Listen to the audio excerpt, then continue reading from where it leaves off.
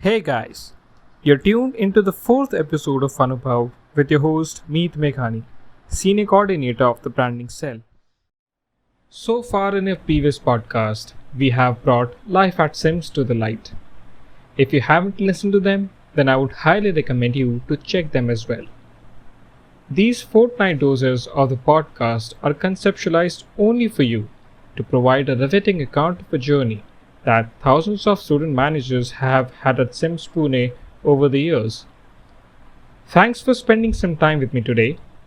Now let's jump into your fortnightly doses of the podcast. Today, as I sit with my special guests, allow me to walk you through the life of an entrepreneur. Having said that, this podcast is dedicated to all hard-working entrepreneurs who broke the shackles to bring innovative solutions to the world. Today on the show, I'll be talking to Mahesh Chavan, Dushyant Pawar, and Suhas Bagal. These amazingly talented student managers were from the batch of 2021.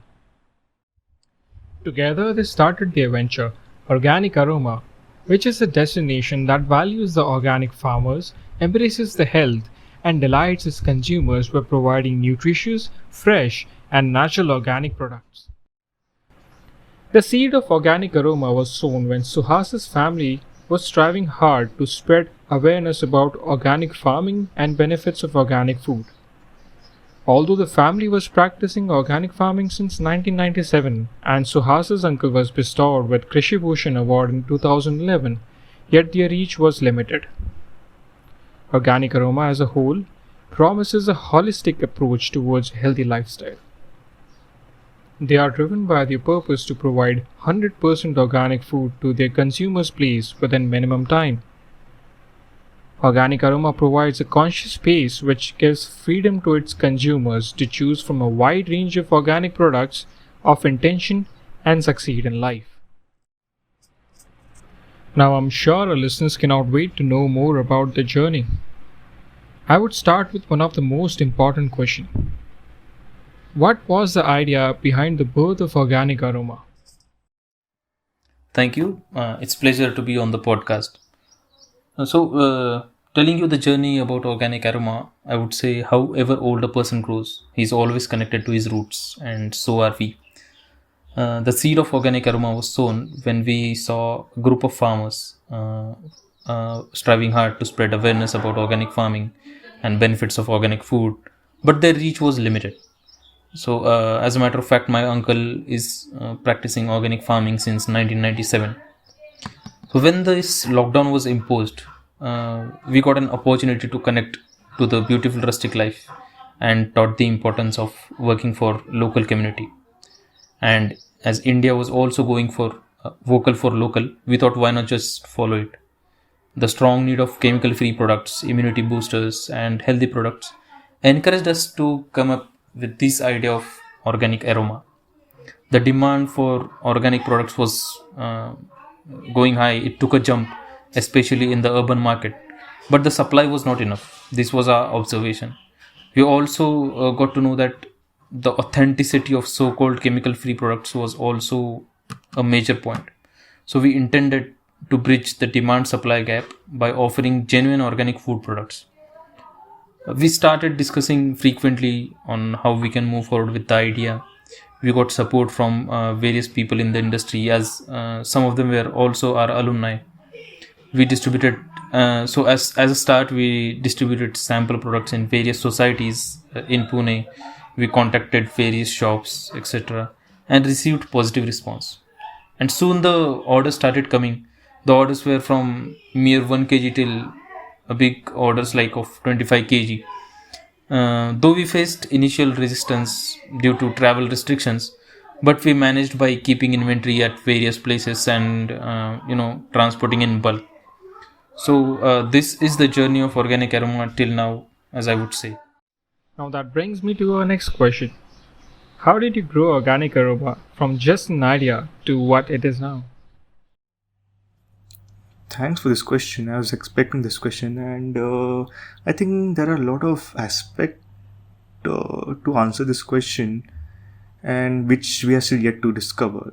Since we are also developing and growing, So I'll try to answer this question in my capacity. So the first and foremost thing that I suggest is to know your customer, what market you are targeting, and do the market research and identify the need and the application of the product and services. And after you design your product, check for the minimum viability, or I would say validation. Meanwhile, also search for seed stage funding, as resources are very important in the initial stage. Also, various methods for marketing your product may be through social media, live interview, polls, etc. And get to know about supporting the businesses, tie-ups with them, and find out various, you can say, network marketing would help a lot. Once the product is in the market, focus should be on customer satisfaction. Factors like availability, reachability of your product must be paid attention on. You are tend to face a lot of difficulties in the business, but what matters is how desperately you want to follow your idea and how you work on it. And when you put in efforts, you are sure to achieve something progressive. And believe us, even the smallest progress made in a moment of joy. That was a really valuable insight, Mahesh. I would suggest our viewers and future entrepreneurs to take notes while you're listening to our podcast so that you do not miss out any of this valuable information. My next question is for you, Dushyant. We all know that a lot of startups have been hit by COVID, and the food industry has seen a lot of ups and downs in the past 1 year. So, how is Organic Aroma coping up with the COVID? Okay, so as we all know, COVID did cripple a lot of companies, and starting at that time was like jumping in fire for us.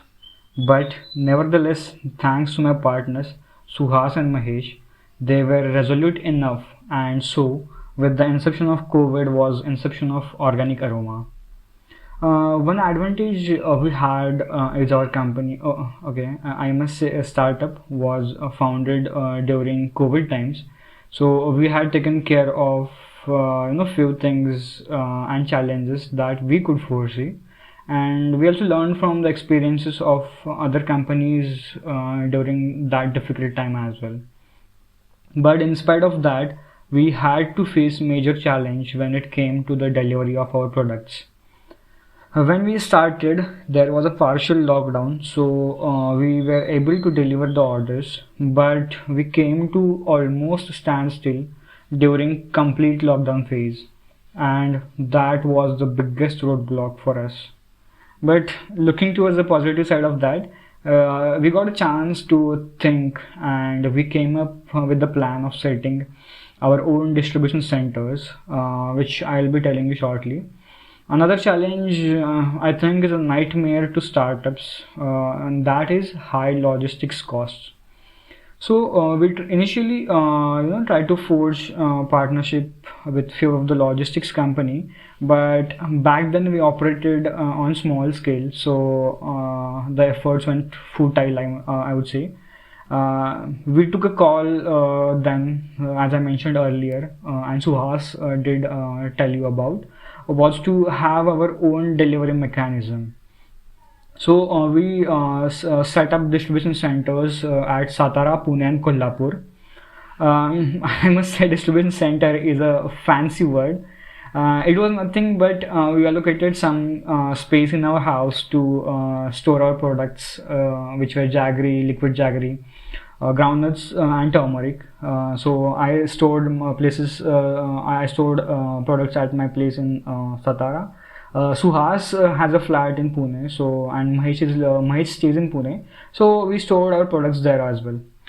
And that actually worked as it reduced our per unit logistic cost due to bulk transfer of products from our production house to distribution centers. No, as in when we got orders, let's say if we got order from Pune, then Mahesh would go personally to deliver the products, and it helped us in two ways. First one was that we got a chance to connect with the customer directly and understand his needs of the customers. And second was the most important, which is getting feedback.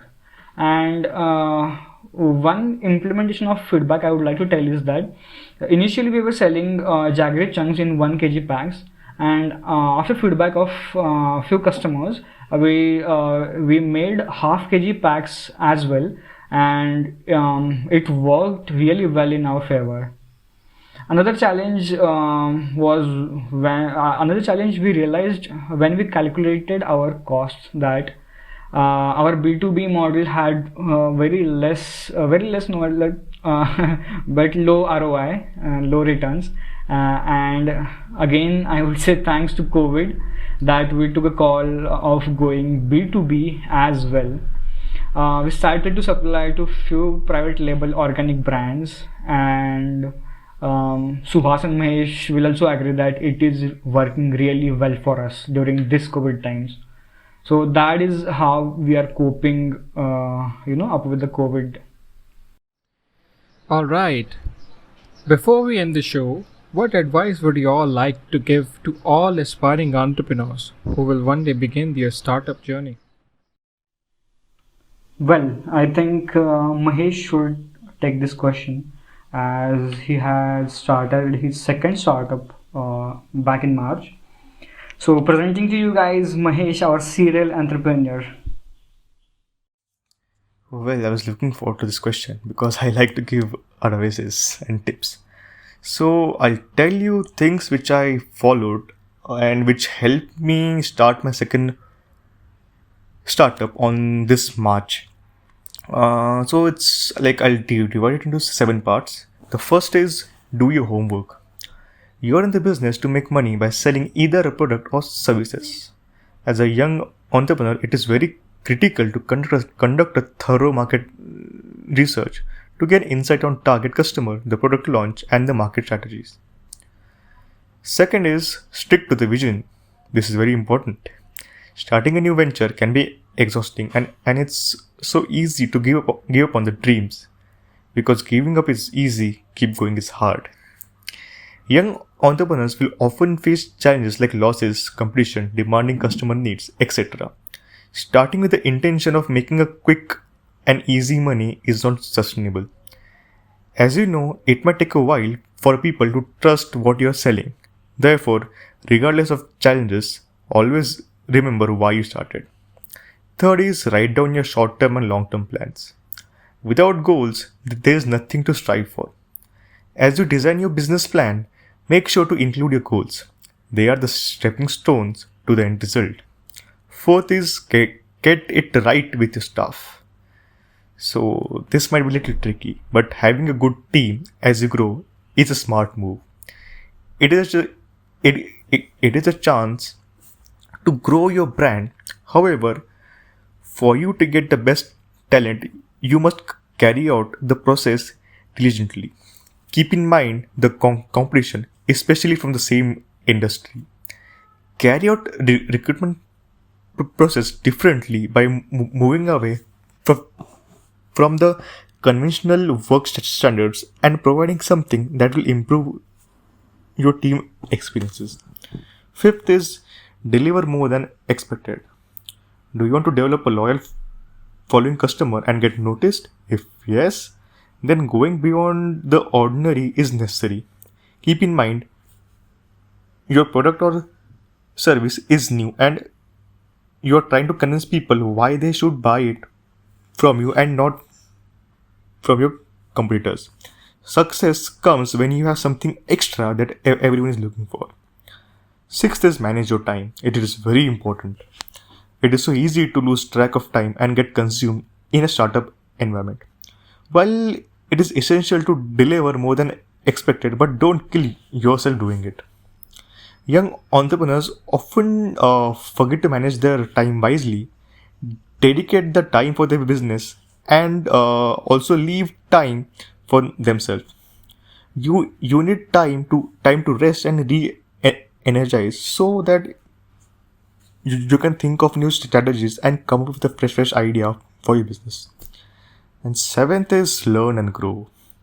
Many top entrepreneurs associate growth with lessons learned by making mistakes. In other words, learning from your mistakes make you closer to your success. So that's it from my side. Thank you. Thank you so much for joining us, Mahesh, Dushyant, and Suhas. I'm sure our listeners would have enjoyed this fourth episode of Anubhav. We would like to thank Branding Cell for inviting us on this podcast series and giving us a platform to share story of our venture. Hope this would be of some help to budding entrepreneurs from SIMS. And that's all. Thank you. Thank you very much. If you love this episode, like, comment, and share. And make sure you subscribe to our channel so that you don't miss any episode of Anubhav. Please take care and stay safe. This podcast was brought to you by the SIMS Branding Cell.